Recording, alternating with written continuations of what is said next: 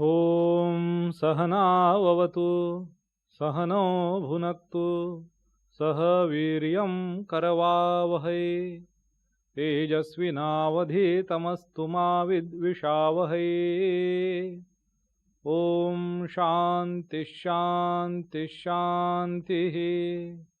हरिः ॐ।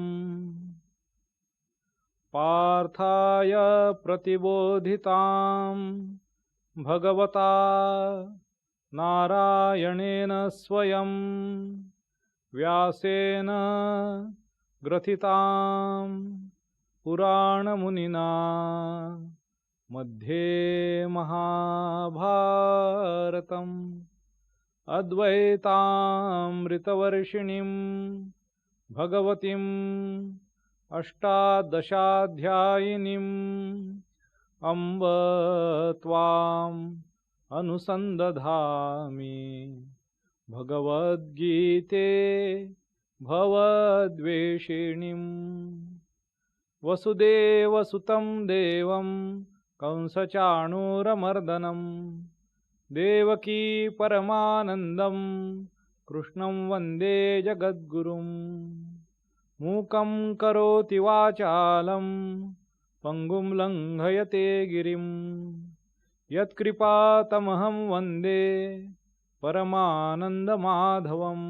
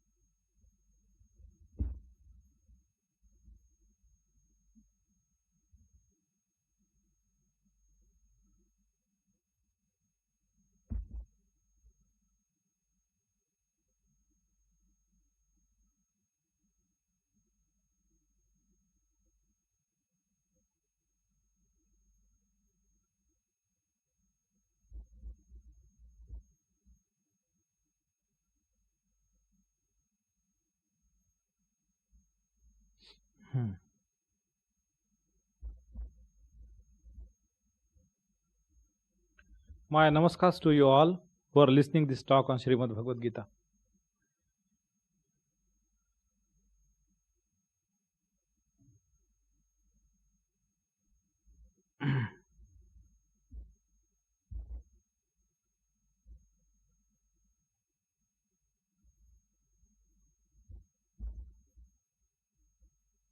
All right.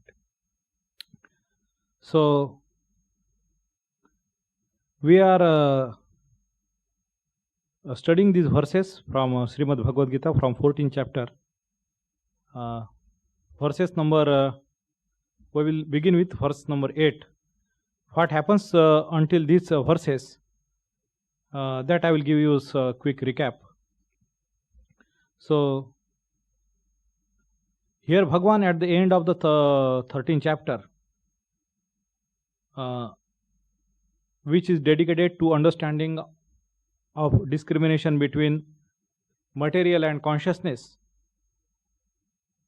And here again, he begins this chapter by proclaiming that I am giving you the superior knowledge, jnananam jnanam uttamam, and knowing which you will go to the highest accomplishment, param siddhim ito gataha. And not only that, he says, having this knowledge, you will attain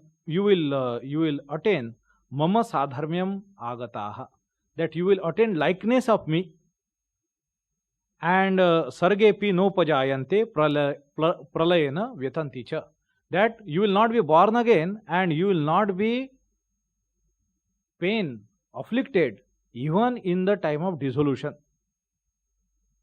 And then he says that everything material, that I am the seed giving father, and from this everything sambhava sarva bhutanam tato bhavati bharata, that everything, this prakriti is that mahat, that is the birth giving species, organ, and I am the that seed who gives, tasmin garbham dadhamyaham, and all beings are as if procreated from it, sambhava, they are all born out of it.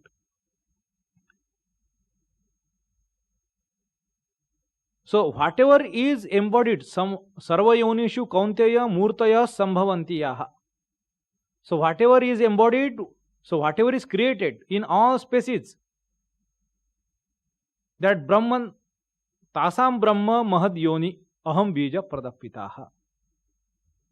And he then goes on saying that this prakriti, this is made up of rajas, sattvam, rajas and tamas, these gunas, and they all bind to individuals. And then he begins this now long passage of dealing with these gunas, then effect, which is very interesting. And why we should, that important idea is why we should consider this outlook, this view, and see the all interaction on the material plane. Because material, prakriti is made up of gunas, not the Atman, which is Chit, which is Chaitanya.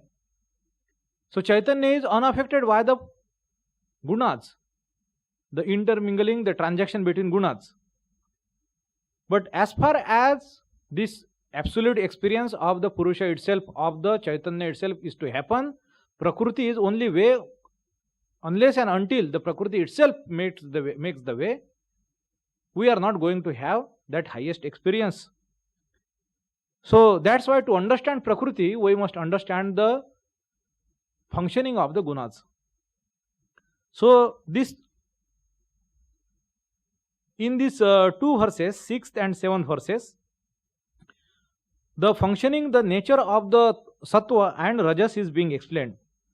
So in the 6th verse, it is being said, Tatra sattvam nirmalatvat prakashakam anamayam sukha sangena badhnati jnana sangena chanaga. So explaining the character of the sattva guna, that nirmalatvat, that there is no mala, there is no stain.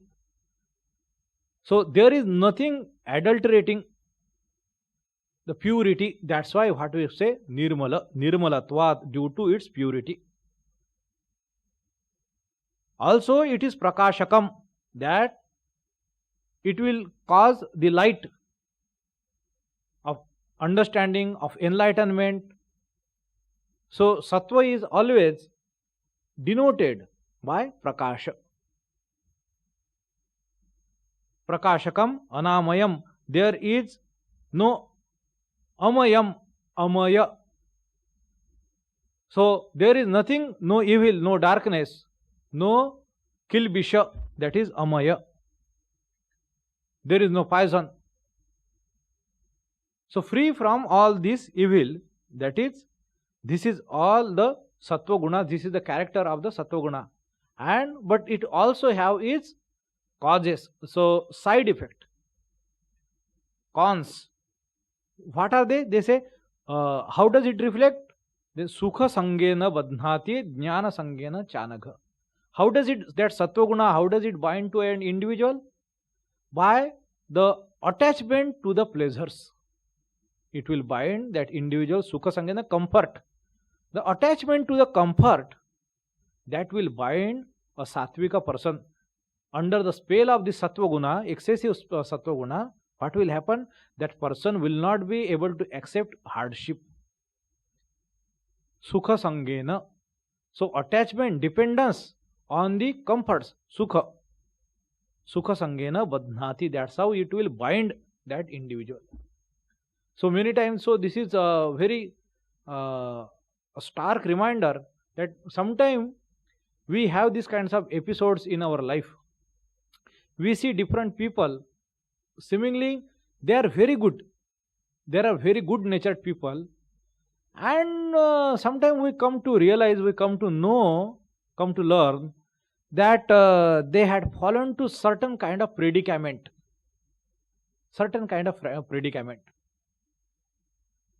in some kind of trap, in some kind of where you wouldn't like to see those kind of people being trapped in such kind of scenarios. And you surprise, how did this thing happen to this? This is the reason, sukha sangena badhnati, that dependence, that attachment, that for the comfort, that they do not want to take this hardship, they make this mistake.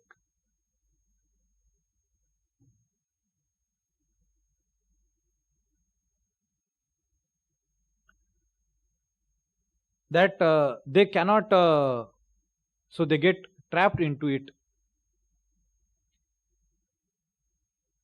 Sometimes some kind of blackmail and all that. Why? Sukha sangena badhnati. Another vice which comes with the sattva guna, that is jnana sangena chanaga. So jnana sangena also it binds. Meaning that sometime with some people we see this fault, that they are excessively obsessed with the theories, knowledge, and they never come to practice. They never work them out. They have all the knowledge, they never put it to practice, because it is neither comfortable, and the theorizing itself is very pleasureful, intellectually pleasureful. So very good at theories and failing at the practicals.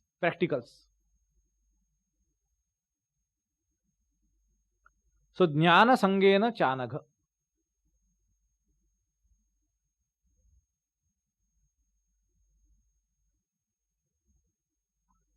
So with sattva guna also it has its dark side. This might happen. So meaning that all of the gunas are making of the prakriti. All are material. So to be on guard and not to fall prey to them, rather exploit every one of them, sattva, rajas and tamas, to the best of our advantage. To the best of our advantage. This is to be understood.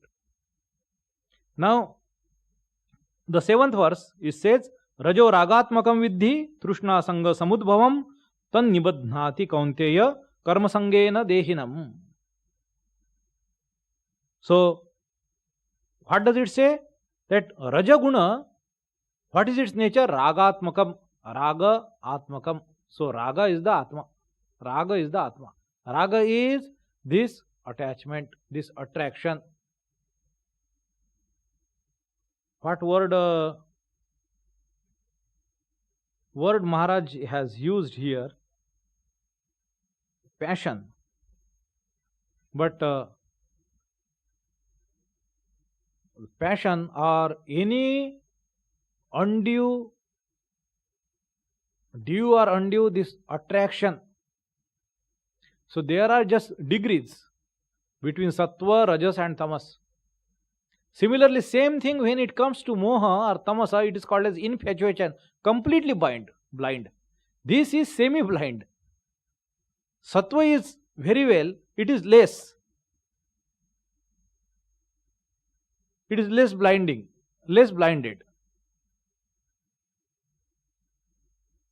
So sattva, rajas person, he can ignore his duties due to this, liking for something, maybe gambling, maybe some,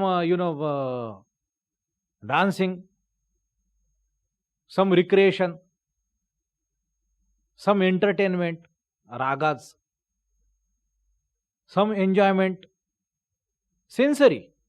Here in sattva guna also, sukha sangena vadnati, this is being said. But sukha is the comfort, and these comforts are of generally of the higher nature. Like jnana sangena chanagha. Or sukha sangena badhnati. That he tried to find the easier way. do not like to take the hardship, so will not like to go for the any agriculture work or any other work which will make him sweat much or go to fight. He will hesitate from there. Even if he is been dealt unjustly, just because of that, he will not be able to step out of his comfort zone. Sukha sangena badhnati. Here there are ragas. Now sukha is turning here in the ragas. So sensory enjoyment and pleasures and those entertainment classes. Rajo ragatmakam vidhi. Trushna sanga samudbhavam. It is of the, they are born out of or giving birth to Trushna and Sangha, the thirst for the material pleasures. Trushna and Sangha, attachment to them. Trushna Sangha Samudbhavam. That is the Rajas. Tannibadhnati kaunteya karma sangena dehinam. So, it is thus binds a soul, binds an individual by karma. So, how does karma and these things come? Because this trushna and sangha, because this desire, this thirst and attachment, it will propel that individual into action, such actions, to earn more, to get more money, to get more name and fame, so that he can enjoy these rajasic pleasures.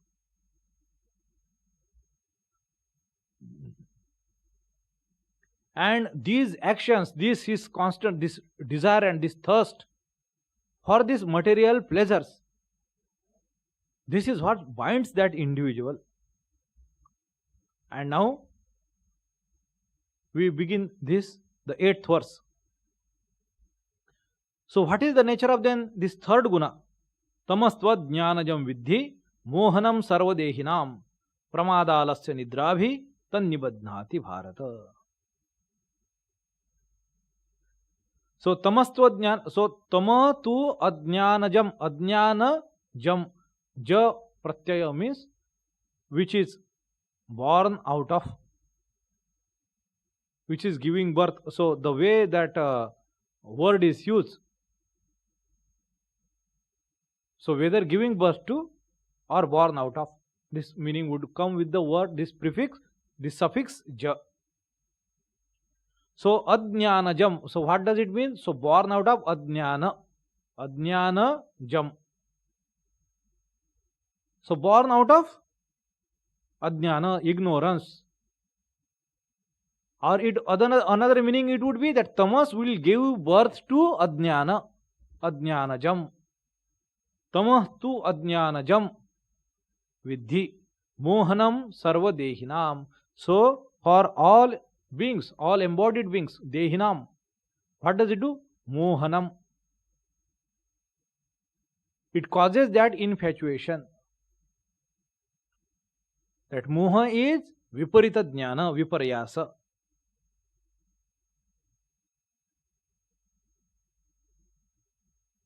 So here Swamiji has used the word stupor, that stupefies individuals, that they become the like dumb and do not know if they have to act or they have to respond. Stupor. What other qualities it manifests? He says pramada lasya nidrabhi. 3. And from these 3 you can imagine.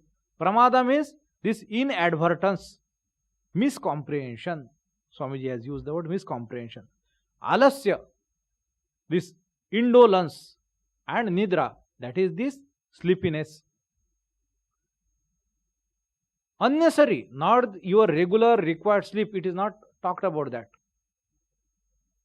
When gunas are properly balanced in an individual, what will he do? He will have clarity of work. He will have appropriate rajas, that actionable that enthusiasm, and also he will have the restful sleep. All 3 gunas are in balance, sattva, raja and tamas. They are all functioning properly and there is no undue dominance of one over others. That would be the perfectly balanced prakriti of an individual. So restful sleep, sufficient necessary action, and there is no restlessness in that individual, and there is clarity in his understanding. Sattva, Rajas and Tamas. If any of these things goes beyond, then they will cause this, their side effects, that they will manifest accordingly.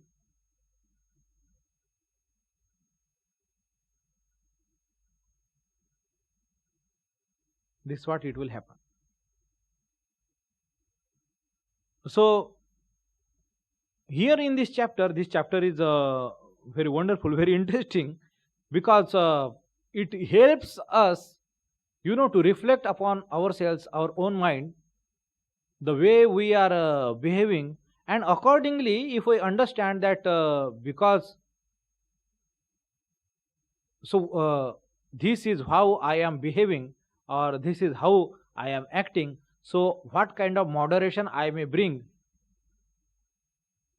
so as to supplicate or to bring in the right change. So we can think in this way. Next verse says, Satvam sukhe sanjayati rajak karmani bharata jnanam avrutya tu tamaha pramade sanjayatyuta. So what does sattva does? Sattva begets sanjayati, jayati, sanjayati. Here jayati means which gives birth to, sanjayati sukhe. Sattvam sukhe sanjayati rajak karmani bharata.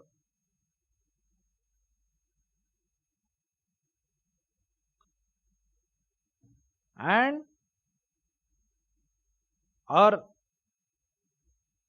ज्ञानम आवृत्य तू तमः प्रमादे संजयत्युत. हे Sanjay,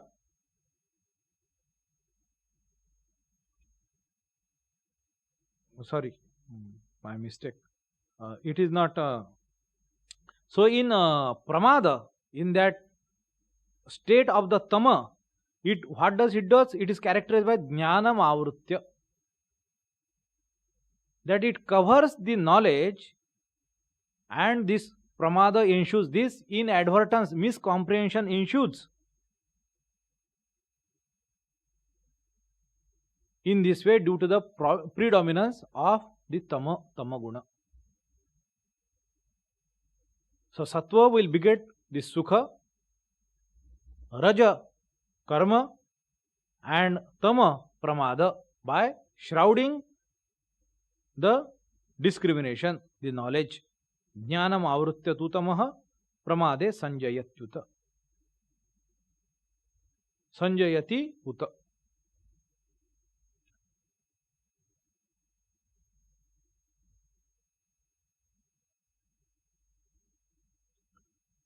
Uta means while. So rajas tamas chabhibhuya sattvam bhavati bharata, rajas sattvam tamaschaiva, tamas sattvam rajas tatha. When sattva arises, O descendant of Bharata, predominating over rajas and tamas, likewise rajas over sattva and tamas. So tamas over sattva and rajas. So what does it say? This verse says that whenever there one of the guna rises, dominates, it dominates the two others. So this two subsides. So when sattva is dominating, then rajas and tamas, they are subsiding. When rajas is dominating, sattva and tamas is subsiding. When tamas is dominating, then rajas and sattva is being subsided. So this is how they function. Given the analogy of a triangle of 3 balls paired together. So if one ball has to go on a vortex position, the top position, it subdues 2 others at its base. So what happens when one of sattva, rajas or tamas that dominates? So how does it reflect? It is being here illustrated. So sarvadvareshu dehesmin prakasha upajayate Jnanam yada tada vidyat vivruddham sattvam ityuta. Sattvam iti uta. So definitely. So what happened? Sarva dvareshu dehesmin. So what are the dwaras of the deha? That is indriyas. So prakasha upajayate, there is prakash comes out of it. That is,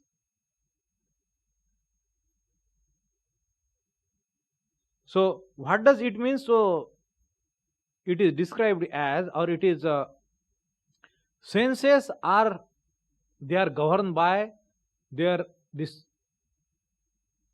sukha and dukkha. So what is sukha ragatmakam vidhi?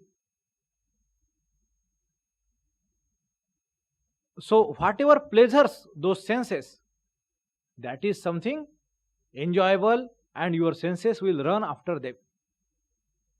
What is something painful, your senses will try to run away from it. So they are driven by this, their comfort, their pleasures and pain. So what happens is, prakasham upajayate sarvadvareshu dehismin. So when there is this sattva, that person is no more, propelled by just this discrimination between pleasurable and painful.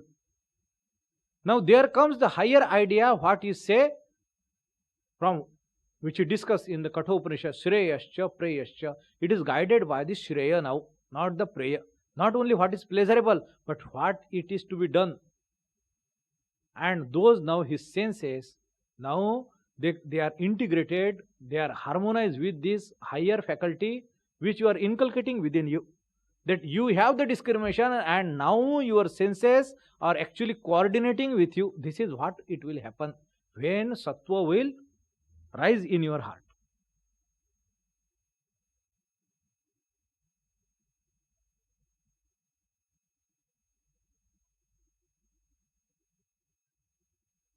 This is what it will happen.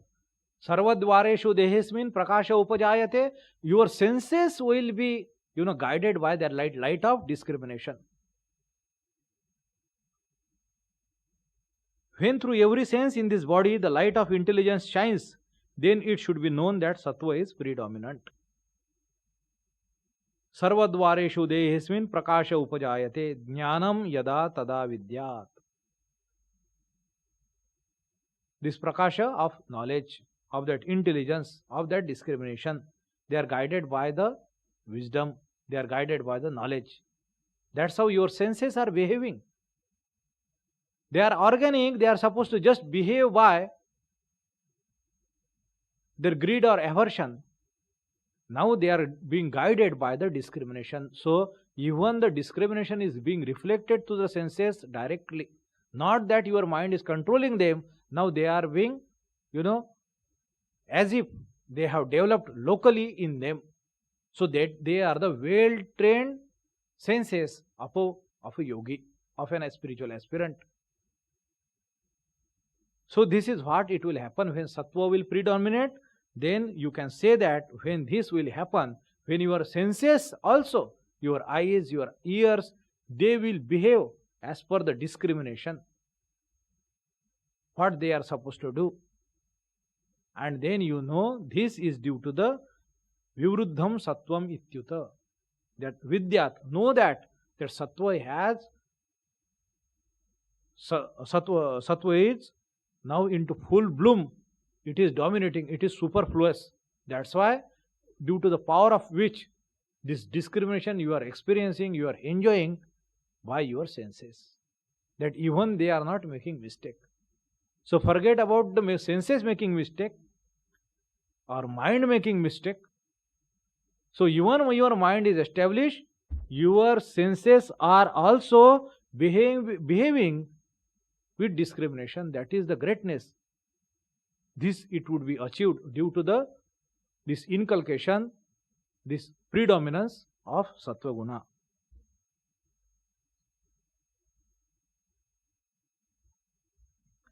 What will happen if lobha, it is rajas, if that predominates? That is being said in the next verse.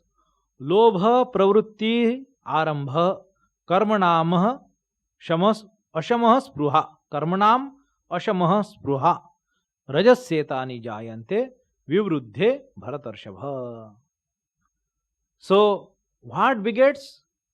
When this etani jayante, rajasya vivruddhe, when rajas, floods your prakriti, it predominates, subduing sattva and rajas, it gives birth to these things. What? Lobha, that is greed. That you loses your discrimination. That now your mind is also, your senses is also, they are not guided by the light of discrimination. So lobha, as soon as you see there is opportunity that you can acquire that, and that would, you will have plenty of wealth or something, some opportunity, some material benefits, etc. So you become greedy for it. You think you can covet it, you can possess it.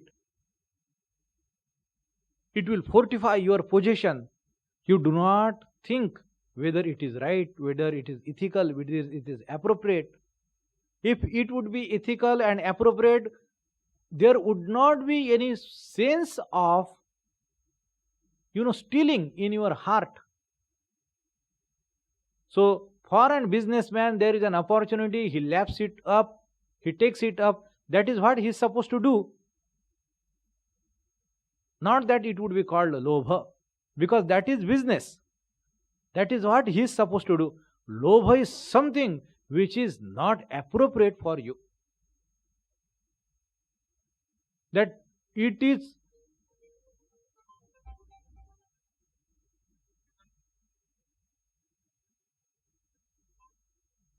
महाराज, महाराज सवा छोटा समझ आओ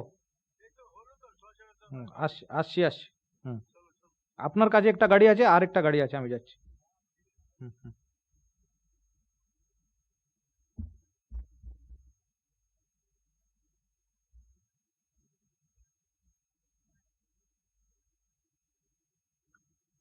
So this is what happens in when this greed will ensue, when this rajas will predominate and the discrimination will lapse.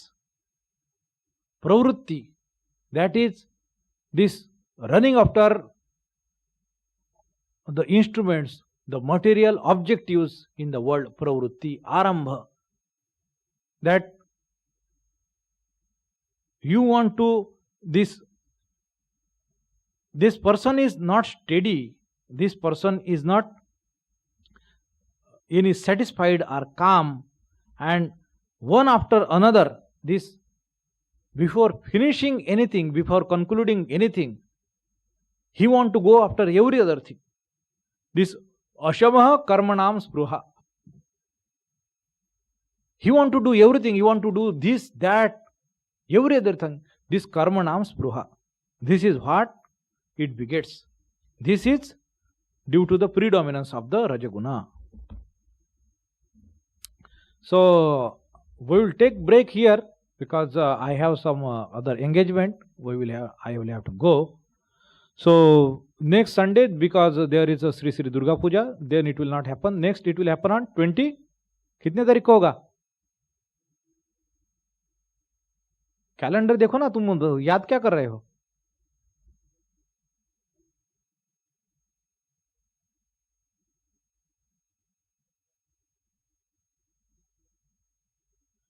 So 20, 27, both of these days, this class will take place. 13th, it will not take place due to Durga Puja, Vijayadashmi. So wish you all the best. My good wishes for the Navratri to all devotees. And namaskars to all. Thank you. Om Shanti Shanti Shanti Hari Om Tat Sat Shri Ramakrishna Arpanamastu.